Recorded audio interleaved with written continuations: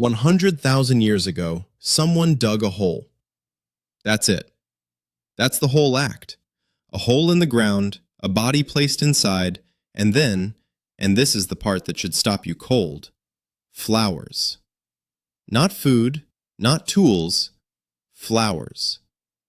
We know this because the soil at Qafzeh Cave in what is now Israel still held fossilized pollen when archaeologists excavated it in the 1980s.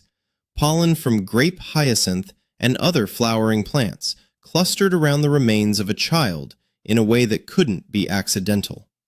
Someone gathered those flowers, carried them into a cave, and laid them down over a small body. Then, they walked back out into a world with no writing, no cities, no organized religion as we'd recognize it, and kept living. Here's what that person did not have. No church, no priest, no scripture telling them this was the right thing to do, no cultural institution of any kind that we can identify. What they had was a feeling so strong it demanded a physical response and the cognitive architecture to act on it. That's the part that genuinely floors me, because it means something enormous. The impulse to refuse death its finality, to say, no, this person mattered, this moment deserves marking. That impulse is not a product of civilization. Civilization came later. The impulse came first. We didn't build culture and then develop grief rituals. We developed grief rituals and then, eventually, built everything else on top of them. The child at Qafzeh was buried with deer antlers placed deliberately in its arms, not dropped nearby, not scattered, placed, cradled. The antlers came from an animal the community hunted for survival, which means someone chose to take something valuable, something that cost real effort to obtain, and give it away to the dead. That's not instinct. No other animal does that. That's a decision made by a mind that understood loss and decided loss wasn't enough. So who were these people? What did they think happened next? What did they believe was on the other side of that hole in the ground, if they believed anything was there at all? To answer that, you have to go back further, much further. Because here's the thing nobody tells you. Intentional burial wasn't the default. It wasn't the natural thing that all humans eventually did once they got smart enough. For most of our evolutionary history, the dead were simply left. That's not a judgment, it's just what the evidence shows. Homo heidelbergensis, the species that preceded both modern humans and Neanderthals, walking the earth somewhere between 400,000 and 200,000 years ago, left behind almost no evidence of deliberate burial. Same story with the earliest Neanderthal populations. The bones we find from these periods are scattered, disarticulated, mixed in with animal remains and debris. Not because these hominids were cruel or indifferent in some way we'd recognize, they just hadn't crossed a particular threshold yet, a cognitive one. And that threshold is worth naming because it's the whole ballgame. Call it the death awareness threshold, the point at which a mind becomes capable not just of experiencing loss, but of understanding what loss actually means. To bury someone with intention, you have to be able to do something genuinely strange. You have to imagine yourself dead. You have to look at a body and understand on some abstract level that the same thing is coming for you, that the future has an edge. Most animals don't do this. They respond to death. They react to the absence, the stillness, the change in smell. But they don't model it. They don't sit with the concept of their own non-existence and feel the weight of it pressing down. At some point between 400,000 years ago and 100,000 years ago, something shifted in the human brain. The architecture for self-projection, the ability to mentally place yourself in a future moment and observe it, became sophisticated enough that death wasn't just an event that happened to others. It became a fact about you, personally, that you had to somehow live with, which is, honestly, a terrible gift. The moment you understand you're going to die, you need a story about what that means. And the moment you need a story, you're already halfway to a ritual. The child at Qafzeh didn't just get buried. The child got buried by someone who knew, on some level, that they were next. So what did they actually leave behind? When archaeologists dig up these early burial sites, what are they finding? And what does it tell us about what these people thought death was? Think of it as detective work. You've got no written language, no surviving oral tradition, no one to interview. You've got objects, arrangements, choices. And from those choices, you have to reconstruct an entire belief system held by people who lived 100,000 years ago and never knew you'd be looking. Here's what keeps showing up. Red ochre. It's an iron-rich pigment, deep reddish brown, and it appears at burial sites across Africa, the Middle East, and Europe going back at least 100,000 years. At Skhul Cave in Israel, a site contemporary with Qafzeh, bodies were buried with ochre deliberately applied to them. Now, ochre is also the color of blood. Whether that connection was intentional, we can't say for certain, but the fact that it's the single most common substance found in prehistoric graves across multiple continents is not nothing. Someone, somewhere, decided this color mattered when you were putting a person in the ground. And then everyone else, independently or not, seemed to agree. If this is the kind of thing that gets you, drop a like, leave a comment. It genuinely helps. Anyway, then there's the positioning. Bodies at these early sites aren't just placed, they're arranged. Knees drawn up toward the chest, arms folded, sometimes oriented in a specific direction. The fetal position appears so consistently across so many unconnected cultures that some researchers read it as a deliberate echo. The same shape a body takes before birth, now used at death. Whether that's the intended meaning or a projection from modern observers is genuinely debated. But the care is undeniable. These bodies were placed. They weren't dropped. And then the grave goods, tools, animal bones, shells from coastlines dozens of miles away, which means someone carried them specifically over a long distance to put them in a hole. At school, one individual was buried holding the jaw of a wild boar. Not a small animal, not something you'd tuck in casually. Someone chose that object for that person and held it there. You only pack luggage if you think someone's going somewhere. That's the thread running through all of it. The ochre, the positioning, the objects. Not grief alone, but grief plus expectation. The dead were being prepared. For what, exactly, we're still working out. Knowing you're going to die is not the same as being afraid of death. That distinction matters more than it sounds. Most animals respond to death when it's in front of them. The stillness, the smell, the absence of movement trigger something. But responding to death and understanding death are completely different cognitive operations. Understanding your own mortality requires a specific mental move that neuroscientists and cognitive scientists have spent decades trying to pin down. You have to be able to project yourself forward in time, place a future version of you inside an imagined scene, and then watch that future version cease to exist. That's not instinct. That's a very particular kind of self-awareness, and it doesn't come free. Call it the mortal imagination, the capacity to hold your own non-existence as a concept you can actually think about, turn over, sit with. Antonio Damasio, the neuroscientist, has written extensively about how the human brain's ability to construct a continuous self, a me that persists through time, is the same machinery that makes death awareness possible. You can't fear the end of something you don't experience as continuous. The same neural architecture that lets you plan for next Tuesday is the architecture that lets you understand there will be a last Tuesday. It's one system, one upgrade, one package deal that nobody asked for. And here's where it gets personal, because this is happening inside your skull right now. The part of your brain generating your sense of a continuous self, the part that makes you feel like a coherent thing moving through time, is the same part that knows that thread eventually cuts. Every human alive is running this software. It's expensive, cognitively speaking. It costs something to carry. The question researchers keep circling is when this capacity emerged. The honest answer is we don't know exactly, and we probably never will. You can't fossilize a thought. But the burial record gives us a lower bound. Someone at Qafzeh, 100,000 years ago, understood enough about death to respond to it with ceremony, which means the mortal imagination was already fully online by then, and once it's online, it doesn't go quiet. It sits there, in the background, asking the same question on a loop. What happens next?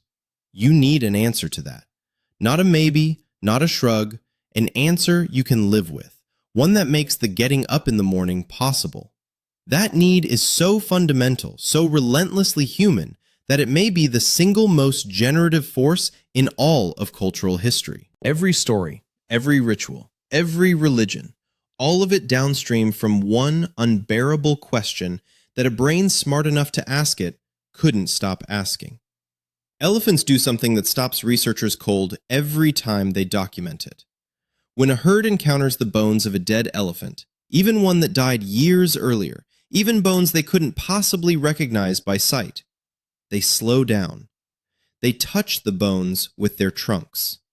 They stand there, sometimes for a long time. They've been observed doing this with the remains of elephants they were never known to have encountered in life, which makes the behavior even harder to explain away. Chimpanzees carry their dead infants, sometimes for weeks. A mother chimp will groom a body that is clearly no longer living, will carry it on her back through the canopy, will refuse to set it down. Researcher Dora Biro documented cases in Guinea where mothers carried deceased infants for up to 68 days. 68 days! That's not confusion. That's something that looks, from the outside, like an unwillingness to accept a fact. Crows hold what researchers now call crow funerals, gatherings around a dead crow where the living birds go quiet, investigate, and then disperse. Kaylee Swift at the University of Washington has spent years studying this behavior. The leading hypothesis isn't that crows are mourning in any emotional sense, but that they're learning, cataloging danger, trying to understand what killed this bird so they can avoid the same fate, which is, in its own way, a very sensible response to death, arguably more sensible than ours. Here's the line, though, the line that separates all of that from what happened at Qafzeh. Animals grieve.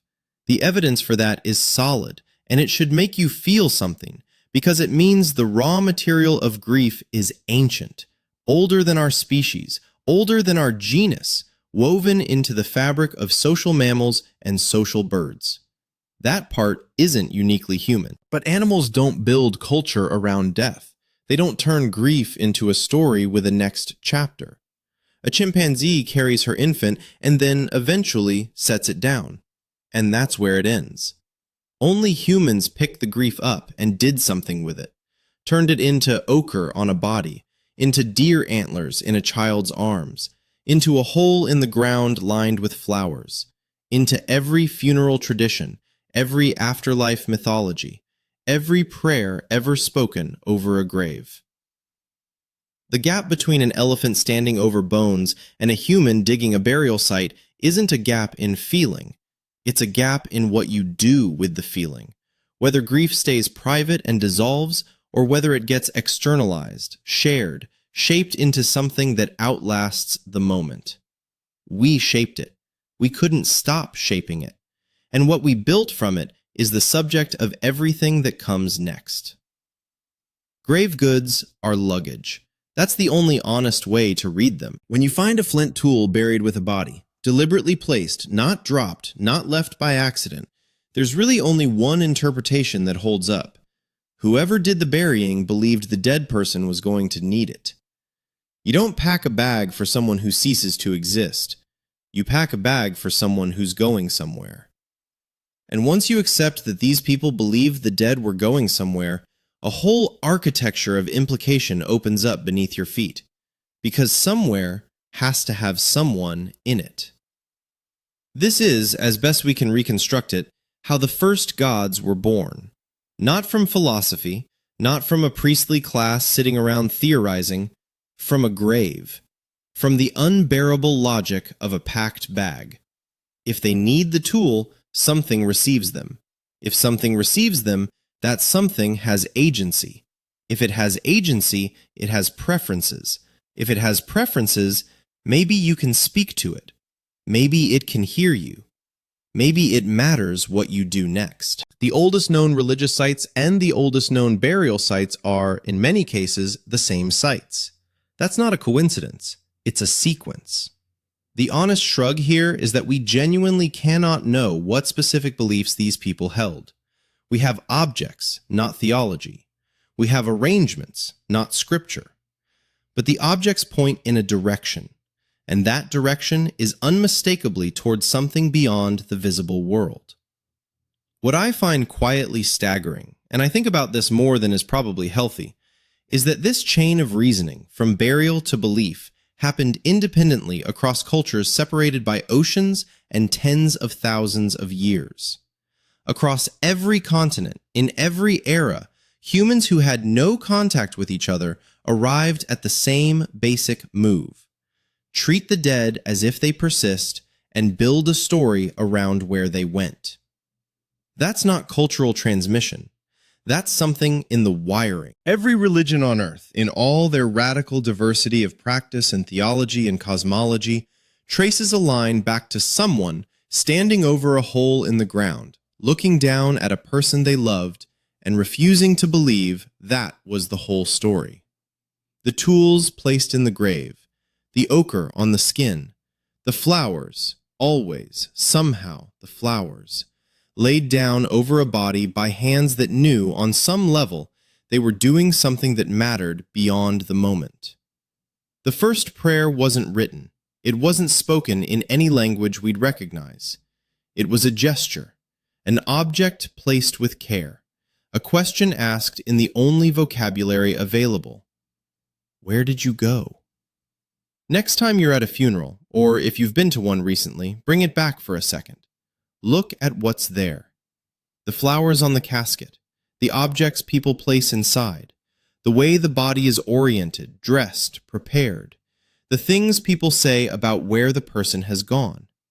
None of that is modern. None of it is the product of contemporary culture or organized religion inventing new customs from scratch.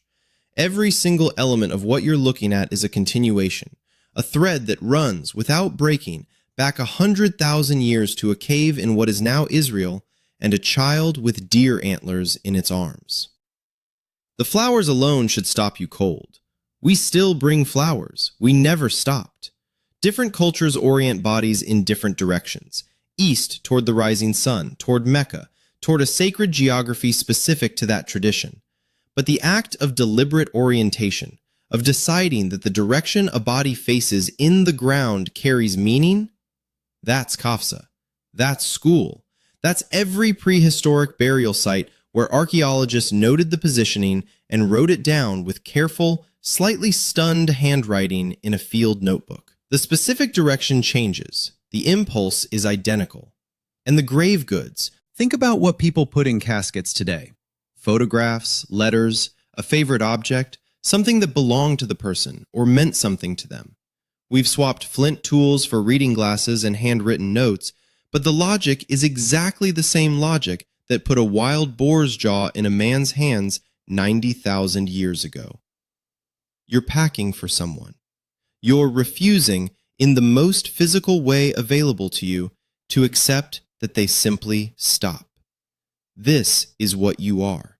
Not separate from those people, not more evolved, not past all that. You are those people, running the same software, asking the same question they asked when they smoothed the soil over that child in the cave and stood back and felt the specific weight of that silence. The conversation didn't end at Qafzeh. It's been continuous. Every ritual, every prayer, every gravestone carved with a name and 2 dates and a dash between them that contains an entire life. All of it is one long, unbroken response to the same unbearable fact that a human brain first fully grasped somewhere between 400,000 and 100,000 years ago. You're going to die. The people you love are going to die. And you, like every human who ever lived, will refuse to let that be the whole story. Someone dug a hole, placed a body inside, covered it with flowers. You're still doing it. The flowers just have different names now.